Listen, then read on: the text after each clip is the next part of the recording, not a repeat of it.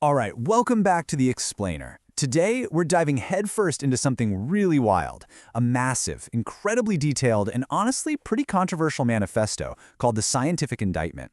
Now, what this document does is attempt to connect reverse-engineered physics, global finance, and cultural manipulation all into one giant unified theory. It basically proposes that there's this underlying control structure, something the author calls the Archonic system, that literally dictates the boundaries of our reality. Now look, our goal today isn't to validate or debunk these explosive claims, right? We just want to unpack exactly what the source material is actually arguing. But before we even get into all the sprawling financial and political claims, the document hooks us right out of the gate with an impossible physics question. It has to do with highly classified craft, like the alleged TR-3B. Just think about this for a second. At 55 Gs, the sheer inertial force would literally turn a human pilot into a liquid paste. It would snap a standard titanium airframe right in half. Yet, the source claims these craft absolutely exist and, incredibly, are flown by humans. So, you have to ask, how on earth do they survive that? Well, to unpack all of this, we're going to structure this explainer as a three-act forensic audit. Act 1 is the hardware, Act 2 is the engine, and Act 3 is the cost.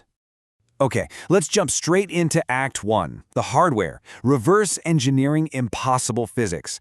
According to the source, the US government didn't just stumble around guessing how to build these recovered craft. No, the author argues they utilized highly specific terrestrial patents to mimic the impossible physics of the original vehicles, pouring billions of black-budget dollars into creating human-built knockoffs. So, to build these craft and actually survive the apocalyptic shear forces and the heat of zero-mass flight at Mach 20, you obviously can't use standard aluminum or steel. You need solid-state metamaterials. And the source makes a fascinating claim here. The blueprint for this didn't come from some lab. It came from a bizarre historical anomaly, the April 1897 Aurora, Texas crash. Witnesses back then described a massive cigar-shaped vessel, which, by the way, is the exact geometry of the modern Tic Tac, violently crashing into a windmill. The townspeople supposedly recovered this strange aluminum and silver alloy with structural memory. You heat it up, and it miraculously snaps right back to its original shape. The text exposes what it calls a patent trap here. It argues this was basically an early iteration of Nitinol, a memory metal that was officially invented by the Navy way later, in 1959. The author claims the Navy didn't invent it from scratch at all. They reverse-engineered the crystal lattice from that temporal debris scattered across Texas. An Army officer apparently declared the disfigured radiation-poisoned pilot a Martian, but the source says that was just a cover to keep civilians away from the toxic debris of the mass reduction drive. It goes so deep that when investigators tried to exhume the body for DNA testing in 1973, the deep state allegedly robbed the grave in the dead of night to destroy any proof that the pilot possessed human DNA. And the document actually maps all these exotic materials out in what it calls the periodic table of the gods. The author pairs these materials with their alleged black-budget applications. Take barium titanate, for example. It was originally perfected as a super powerful piezoelectric crystal for Navy sonar in World War II, right? Well, the claim is it was scaled up to act as a massive electrical sponge for anti-gravity drives. Meanwhile, alternating microscopic layers of bismuth and magnesium zinc are supposedly the exact metamaterial recipe for the seamless hull of that famous Tic Tac craft. Okay, but getting back to our question, how do you survive the G-force? The author argues that since they couldn't just rewrite the laws of physics, they had to make the pilot physically incompressible. To survive those 55 G turns, the document claims the pilot's lungs are entirely flooded with highly oxygenated liquid fluorocarbons. It sounds insane, but this terrifying biological hack is allegedly backed by an actual declassified 1990 US patent literally titled Liquid Breathing System for High G Flight. So the source paints this incredibly dark, intensely biomechanical picture. This isn't some hotshot Top Gun aviator sitting in a cockpit. Instead, the author claims the pilot is stripped bare, completely submerged in dense pressurized fluid, and hooked up via brainwave helmets directly to the craft's nuclear-powered life support. They aren't flying the ship in the traditional sense. Their consciousness interfaces directly with it. They are a biological processor. All right, moving on to Act 2, the engine, funding and protecting the black budget. Think about it. You absolutely cannot fund a shadow space program using standard, publicly audited tax dollars. It's just not possible. So, we have to look at how the document claims this massive parallel infrastructure is actually financed and totally shielded from any kind of democratic oversight. The document alleges that these trillion-dollar advanced tech programs are heavily subsidized through an illicit global drug pipeline. The author audits these historical operations, like the CIA's Air America flights during the Vietnam War, or the infamous Mena, Arkansas airport smuggling ring back in the 80s. But the key here is that they aren't framed as rogue, off-the-books operations. The source argues they were the foundational logistical engines specifically built to fund the deep state's black budget. But here's the thing. Money alone doesn't guarantee silence. For that, you need total, enforced compliance. This is where the manifesto contrasts the official story of Jeffrey Epstein, the brilliant self-made billionaire, with the claim that he was actually a highly funded intelligence asset. The text alleges he operated a massive blackmail honeypot, capturing the world's most powerful people on tape. Now, it's absolutely crucial to state here that while we are exploring the source's claims, we unequivocally condemn any form of child exploitation and abuse. The author's main point, though, is that this horrific abuse was allegedly weaponized to ensure elite loyalty to the system. And to back up that explosive claim, the author points directly to the completely unprecedented 2008 non-prosecution agreement. By granting federal immunity not just to Epstein, but to all of his unnamed co-conspirators, the source argues this specific legal document is the smoking gun. It supposedly proves the state was legally protecting its very own intelligence operation. Beyond just blackmail, the explainer details how the system enforces ideological compliance and basically consolidates total wealth.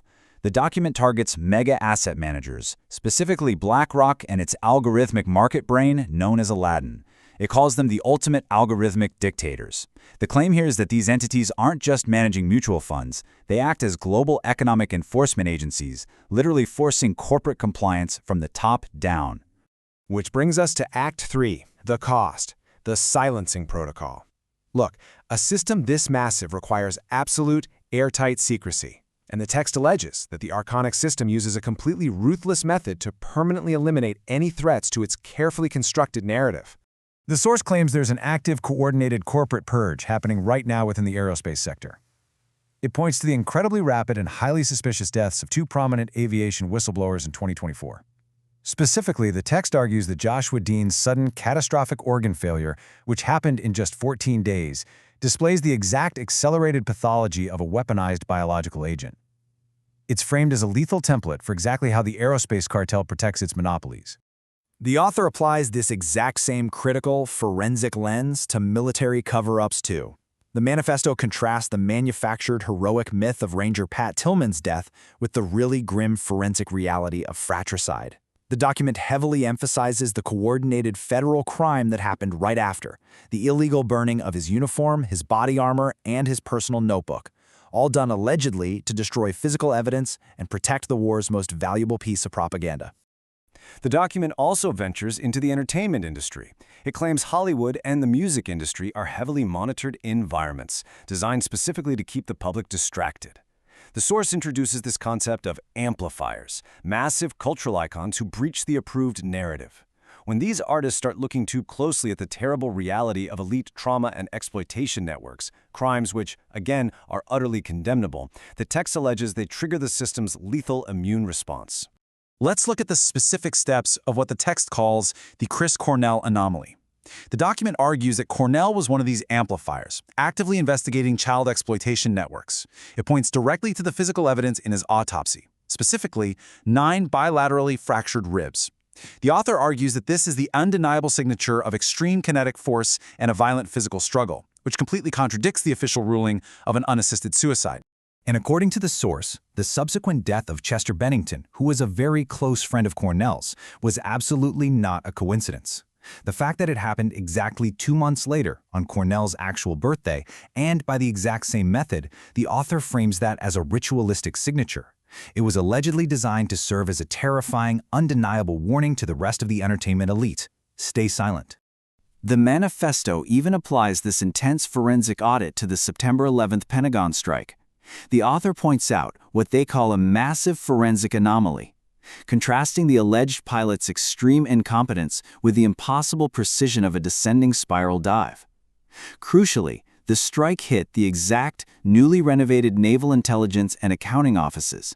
It completely destroyed the personnel, the physical records, and the computer mainframes that were, at that very moment, investigating trillions in missing defense funds. And honestly, that quote right there captures the core thesis of the entire manifesto. Whether it's a whistleblower's sudden death, a military cover-up, or the engineering of impossible aerospace technology from an 1897 crash, the source claims the system relies entirely on the absolute erasure of forensic truth. By scrubbing the crime scenes of history, the system maintains a completely manufactured, controlled reality for the rest of us.